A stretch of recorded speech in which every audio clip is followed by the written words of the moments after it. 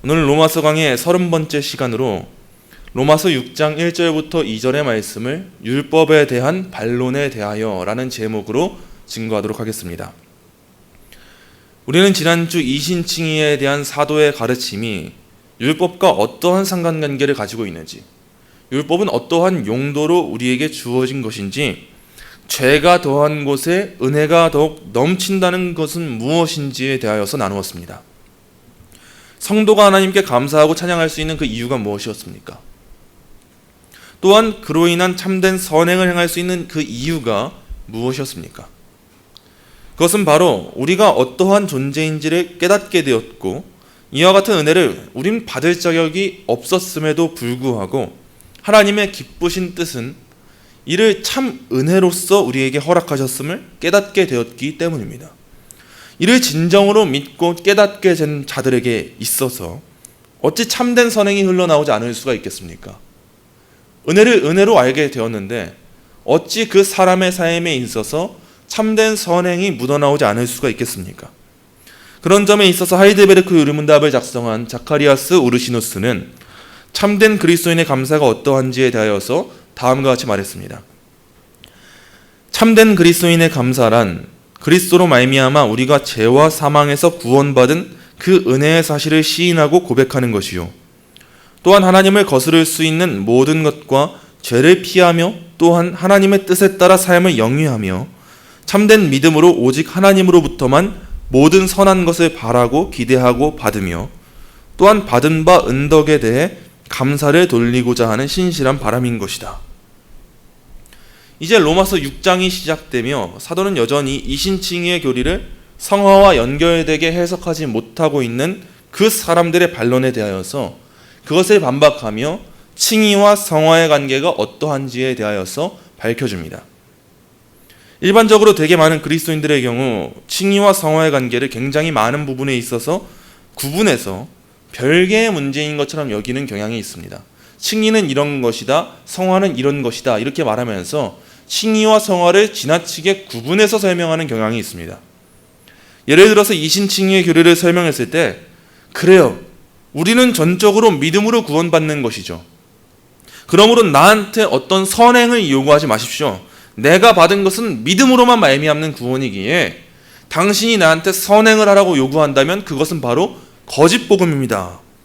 이러한 생각을 갖게 되는 경우가 있고, 또 이신칭의의 교리를 설명했을 때 또 다른 사람은 저렇게 믿음으로만 말미암는 칭의를 가르치면 사람들은 결코 선행을 하지 못할 것입니다.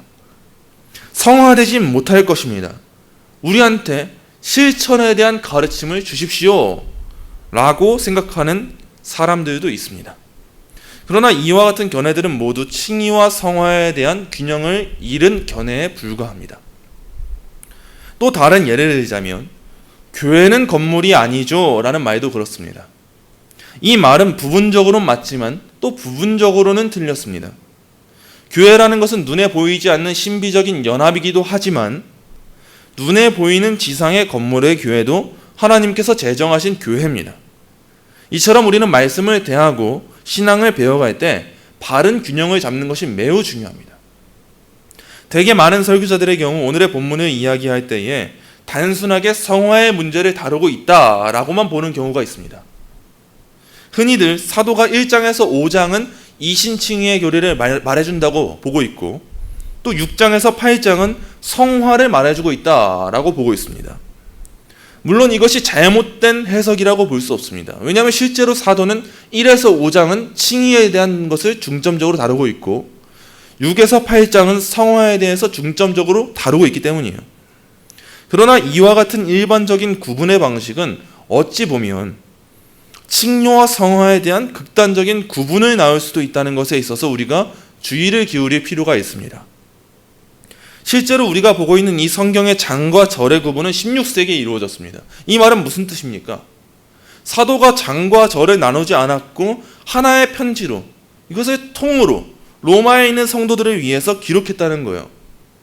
그러므로 우리가 로마서 5장 이후에 6장을 살피게 될 때, 그래 5장까지는 이런 얘기를 했고 6장에서 이런 얘기를 하는구나, 새로운 이야기가 펼쳐지는구나, 이러한 시각으로 보는 것보다는요, 그런 지나친 구분의 시선은 지양하고 조금 더 연결성을 살피면서 오늘의 본문을 살피는 것이 더 유익할 거예요.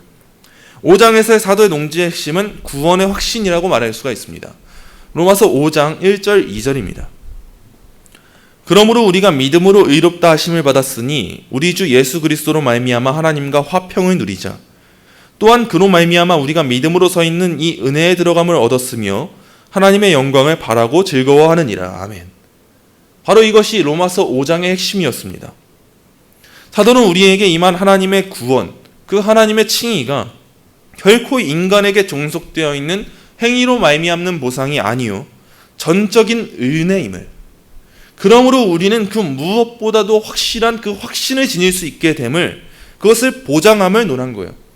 그리고 사도는 5장의 마지막에서 다음과 같이 서술합니다. 로마서 5장 20절 21절입니다. 율법이 들어온 것은 범죄를 더하게 하려 함이라.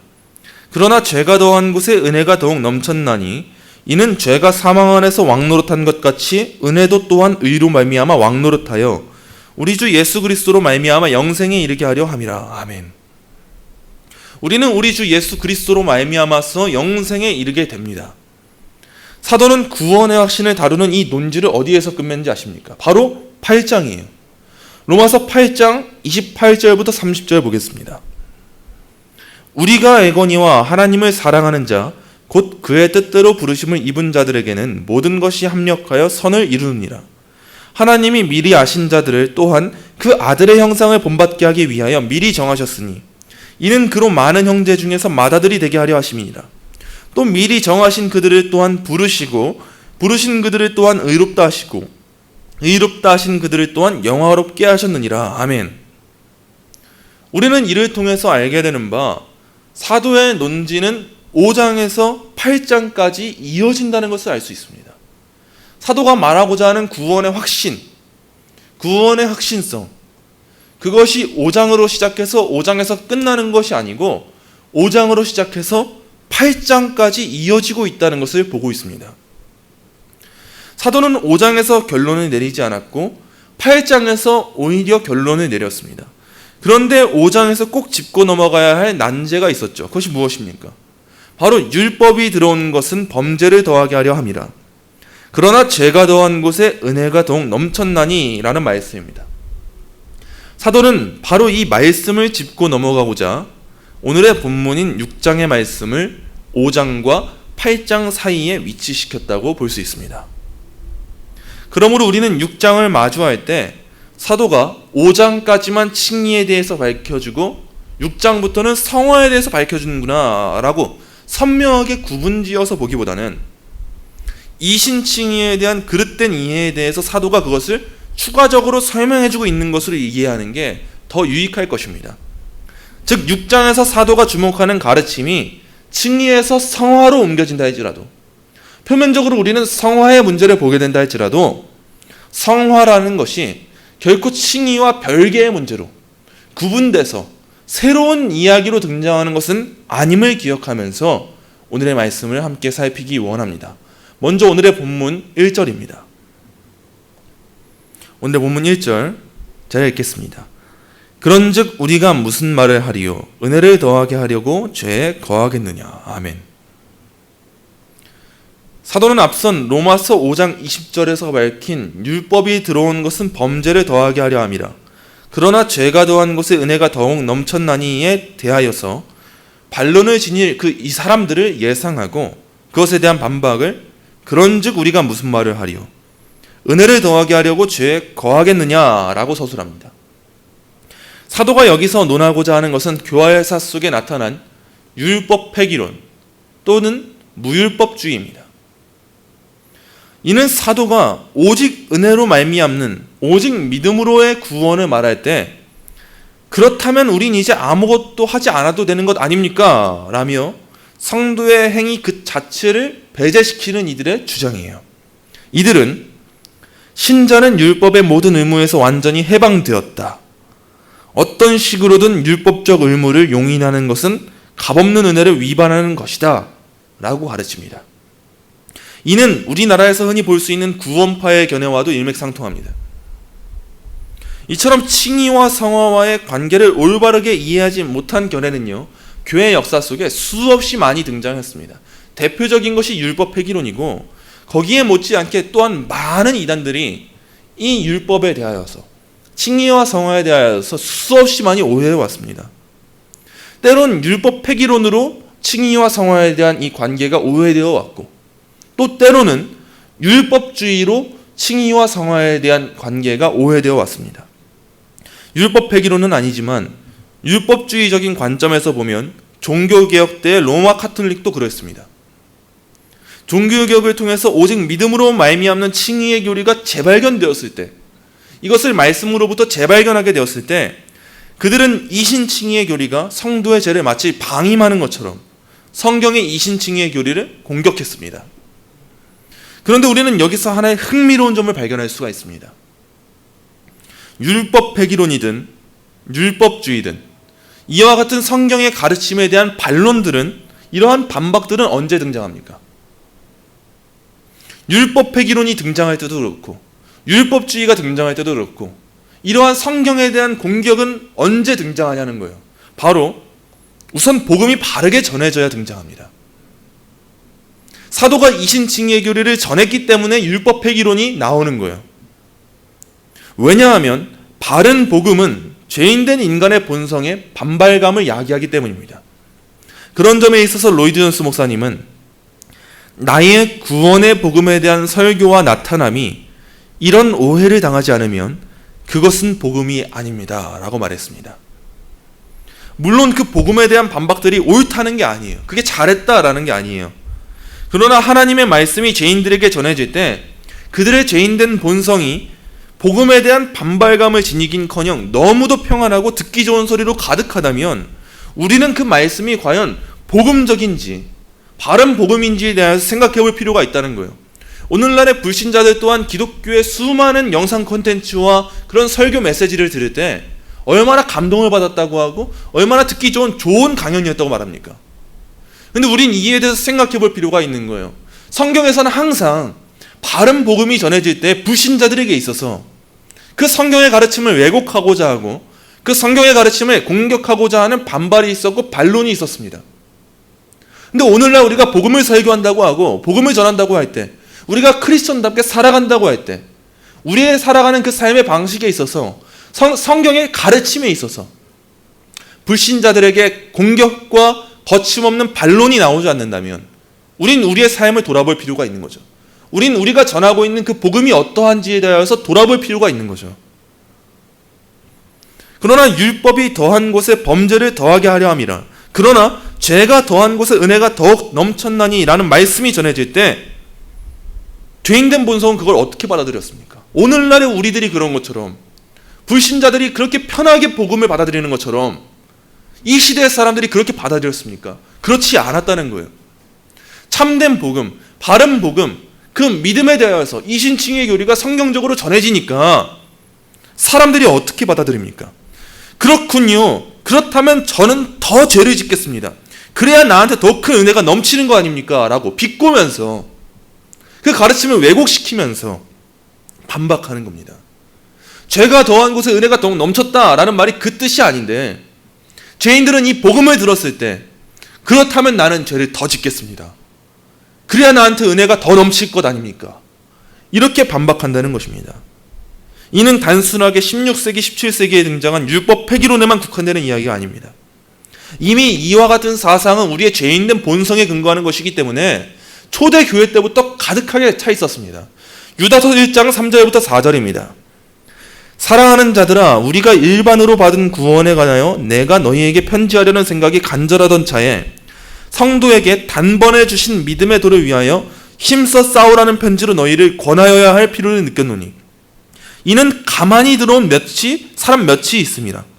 그들은 옛적부터 이 편결을 받기로 미리 기록된 자니 경건하지 아니하여 우리 하나님의 은혜를 도리어 방탕한 것으로 바꾸고 홀로 하나이신 주제 곧 우리 주 예수 그리스도를 부인하는 자니라. 아멘.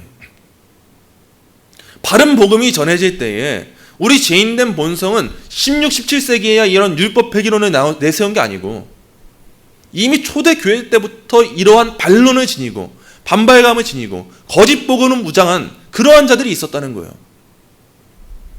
인간의 죄성은요, 바른 복음을 들을 때 그것을 복음답게 받아들이지 못하고 죄가 더한 곳에 은혜가 더욱 넘쳤다라고 하니까, 그렇다면 나는 죄를 더 짓겠습니다. 저는 죄 안에 거하겠습니다. 그럼 저는 더 큰 은혜를 받지 않겠습니까? 이와 같은 반론을 내세우는 거예요. 칼빈은 오늘의 본문을 주의하면서 율법 폐기론에 근거한 반론이 나오는 이유에 대해서 다음과 같이 말했습니다. 우리의 육신은 어떤 핑계를 대서라도 자신이 좋아하는 것들만을 제멋대로 행하고자 하는 성향이 아주 강하고, 사탄도 그 은혜에 관한 가르침을 훼손시키기 위해서 온갖 비방을 아주 쉽게 고안해내기 때문이다. 즉 그리스도에 관하여 선포되는 모든 것들은 인간의 지각에 모순되는 것들로 보이기 때문에 육신은 믿음으로 말미암아 의롭게 된다는 이신칭의에 관한 가르침을 들으면 아주 다양한 걸림돌들에 부딪히게 된다. 하지만 우리는 우리의 길을 계속 가야 한다. 우리 인간의 본성이 이렇습니다. 우린 이를 간과해서는 안 됩니다. 사도가 이전에 가르친 바가 뭐예요? 로마서 4장 5절에서 이를 아니할지라도 경건하지 아니한 자를 의롭다 하시는 이를 믿는 자에게는 그의 믿음을 의로 여기시나니 라고 서술했습니다. 그러나 이것이 우리로 하여금 방자한 삶을 살아가도록 조장하는 것은 아님을 우리는 기억해야 합니다. 우리는 진정 믿음으로만 구원받습니다. 그리고 진정 믿음으로만 구원받는 복음에 대하여 설교하면 그 설교는 인간의 지각에 있어서는 가장 모순되는 것들로 보여지기 때문에 수많은 오해와 도전을 받게 될 것입니다. 그러한 상황 가운데 사도는 본문 1절에 대한 답을 어떻게 답해주고 있습니까? 본문 2절입니다. 그럴 수 없느니라. 죄에 대하여 죽은 우리가 어찌 그 가운데 더 살리요. 아멘. 사도는 이전과 같이 다시 한번 말합니다. 그럴 수 없느니라. 여기서 그럴 수 없느니라에 해당하는 헬라어 메게노이토는 아주 강한 부정의 의미로 은혜에 대한 그 터무니없는 주장을 강하게 반박하는 것입니다. 이제 우리가 살아가는 삶은 고작 이와 같은 미천한 생각으로 가득한 삶이 되어서는 안 됩니다. 왜냐하면 이제 우리의 삶은 그 은혜 가운데 방자한 삶이 아니요, 앞선 5장 21절의 말씀과 같이 그 은혜가 의로 말미암아 왕노릇하는 인생이 되었기 때문입니다. 우리의 지배권이 죄에게 놓여져 있지 않고 은혜에 놓여져 있기 때문에 그 은혜로 말미암은 삶을 살아가는 자들이 바로 성도이기 때문입니다. 은혜가 우리의 삶을 죄의 종노릇하는 인생으로부터 건져주었고, 그 은혜는 이제 우리로 하여금 은혜로 말미암은 삶을 살도록 인도했는데, 우리가 어찌 은혜를 더하게 하려고 죄에 거하는 삶을 살아갈 수가 있다는 말입니까? 이는 은혜가 무엇인지를 알지 못하는 자들의 비방과 업신여김에 불과합니다. 이는 칭의가 무엇인지를 알지 못하는 자들의 헛된 망상에 불과합니다. 은혜를 은혜답게 아는 자들, 칭의의 의미와 목적을 바로 아는 자들은 결코 이와 같은 말을 입에 담을 수가 없습니다. 그리고 사도는 그럴 수 없는 이유에 대해서 다음과 같이 서술합니다. 죄에 대하여 죽은 우리가 어찌 그 가운데 더 살리요. 사도는 이제 우리가 더 이상 은혜를 더하기 위하여서 죄를 반복적으로 지을 수 없는 그 이유에 대하여서 우리는 이미 죄에 대하여 죽은 존재다. 그러므로 우리는 더 이상 그런 삶을 살아갈 수가 없다라고 말해주고 있습니다. 여기서 죽은에 해당하는 헬라어 아페사소메는 부정과거 시상으로 역사적으로 단번에 이루어진 사건을 뜻합니다. 즉 성도의 신분이 어떠하다는 것입니까? 그의 존재가 어떠하다는 것입니까? 역사적으로 단번에 이미 단호하게 죄와 결별했다는 것을 의미합니다. 우린 그렇게 죽은 겁니다. 이는 단순하게 우리가 이제 죄를 짓지 않는 존재가 되었다는 것을 뜻하는 것이 아닙니다. 우리가 앞으로도 보게 되겠지만 성도는 여전히 자신의 부패함으로 말미암아 내재하는 죄와의 그 죄의 잔재와의 싸움을 살아가는 자들이에요. 그게 바로 성도입니다. 그러나 무엇이 바뀌었습니까? 그리스도와의 연합으로 말미암아 우리의 죄가 그분께 전가되었고, 그분께서 우리를 향한 구속의 사역을 성취하심으로 인하여서 이제 우리는 그 죄책에 있어서 자유함을 얻게 되었습니다. 그 신분에 있어서 자유함을 얻게 되었습니다. 자유인이 되었어요. 또한 우리는 그 지배권에 있어서 자유함을 얻게 되었습니다. 더 이상 죄의 종노릇하는 삶을 살아가지 않습니다. 또한 우리는 이제 그분의 형상을 닮아서 이전과 같이 죄를 사랑하는 것이 아니라 오히려 죄를 혐오하고 미워하고 증오하면서 그분의 의와 거룩을 갈망하게 되는 그 의지로 우리의 의지가 바뀌게 된 것입니다. 그런 점에 있어서 박윤선 박사님은 본절을 다음과 같이 해설하셨습니다. 참 신자들도 많은 손해를 보면서 혹시 죄에 빠지는 일이 없지 않다. 그러나 죄를 정하지도 않고 그냥 죄 가운데 사는 일은 참 신자로서 하지 않는다. 비유컨대 신자는 길 가는 사람 같다. 그 길을 가다가 혹시 넘어지는 때가 있으나 그 넘어지는 것을 기타 넘는 습성으로 지니고 있지는 않다. 그렇습니다. 우리는 우리의 존재에 대하여서 우리가 어떠한 존재가 되었는지를 바르게 깨달아야 합니다. 우리는 죄에 대하여서 죽고 있는 존재가 아닙니다. 또한 우리는 죄에 대하여서 죽었던 존재도 아닙니다. 또한 우리는 죄에 대하여서 죽어야 하는 존재도 아닙니다. 또한 우리는 이제 막 죄에 대해서 죽은 존재도 아닙니다. 우리는 죄에 대하여 죽은 존재입니다. 역사적으로 단번에 이미 단호하게 죄에 대하여 죽은 존재입니다. 우린 더 이상 첫째 아담에게 연합되어 있지 않으며 그 연합은 죽은 바 되었고 마지막 아담이신 예수 그리스도께 연합되어서 그분의 십자가 사역으로 말미암아 죄에 대하여 죽은 존재가 되었다는 것입니다. 과연 그러한 우리가 은혜를 더하기 위하여 죄를 더 짓자고 말할 수 있겠습니까? 또한 그 삶을 살아낼 수 있겠습니까? 그럴 수 없습니다. 죽음은 결코 효력을 발휘할 수 없습니다. 사도는 이와 같이 고백합니다. 갈라디아서 2장 20절입니다. 내가 그리스도와 함께 십자가에 못 박혔나니 그런즉 이제는 내가 사는 것이 아니요 오직 내 안에 그리스도께서 사시는 것이라. 이제 내가 육체 가운데 사는 것은 나를 사랑하사 나를 위하여 자기 자신을 버리신 하나님의 아들을 믿는 믿음 안에서 사는 것이라. 아멘. 말씀을 맺습니다. 사랑하는 성도 여러분, 사도는 앞으로 그리스도와 연합한 자들의 삶이 어떠한지, 그들이 살아가는 거룩한 삶은 어떠한지를 밝혀나갈 것입니다.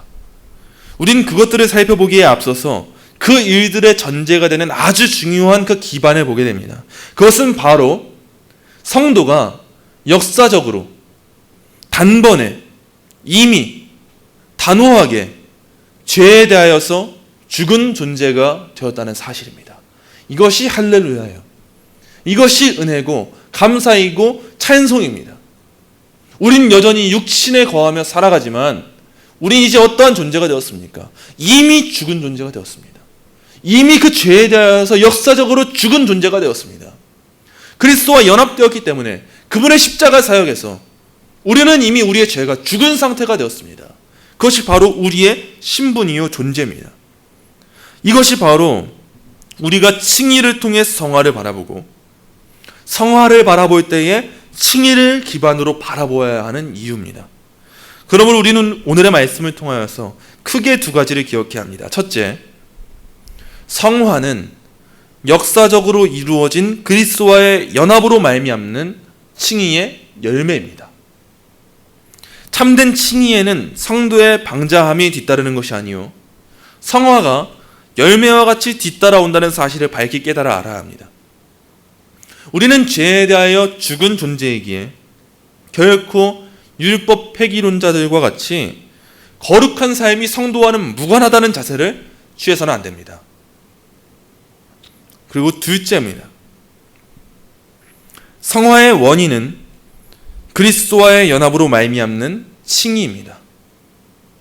죄에 대하여 죽기 이전에 우리의 신분은 죄가 왕노릇하는, 즉 죄의 통치 아래 놓여져 있는 신분이었습니다. 그 통치 아래 우리가 행할 수 있는 일이라고는 오직 죄를 짓는 것 외에는 없었습니다. 그러므로 우리는 우리의 선행으로 말미암아 우리가 칭의받게 되었다는 율법주의자들과 로마 카톨릭 또한 알미니안자들, 그들의 구원론에 동의할 수가 없습니다. 우린 애초에 선행을 행할 수가 없는 자들이었어요. 우리가 지금 거룩한 삶을 살아간다는 것, 그것은 무엇을 의미합니까? 선행하는 의미가, 은혜가 있었다는 거예요. 우리가 지금 하나님 앞에 나와 거룩을 향해 살아갈 수 있는 이유는 우리가 스스로 거룩하기 때문에 거룩을 행할 수 있었던 것이 아니요, 하나님의 먼저 주시는 은혜가 있었기 때문에, 하나님의 그 은혜가 우리에게 먼저 임해서 우리가 거듭났고 그리스도와 연합되었기 때문에, 우리의 신분이 변화되었기 때문에 이제 우리는 이 삶을 살아갈 수 있게 되었다는 것입니다. 즉 칭의가 우리의 모든 삶의 원인이 되었기 때문입니다. 그러므로 오늘의 말씀을 통하여서 역사적으로 단번에 이미 단호하게 우리가 죄에 대하여 죽은 존재가 되었음에 감사하고, 그로 말미암아 방자한 삶을 살아가는 것이 아니요, 앞으로도 나누게 되는 이 성화와 관련된 말씀을 보면서 더욱 거룩하고 더욱 하나님 앞에 참된 선행을 행하게 되는 그 삶을 갈망하게 되고, 그 삶을 위하여서 최선을 다하고 살아가는 저와 여러분이 되시기를 간절히 소망합니다.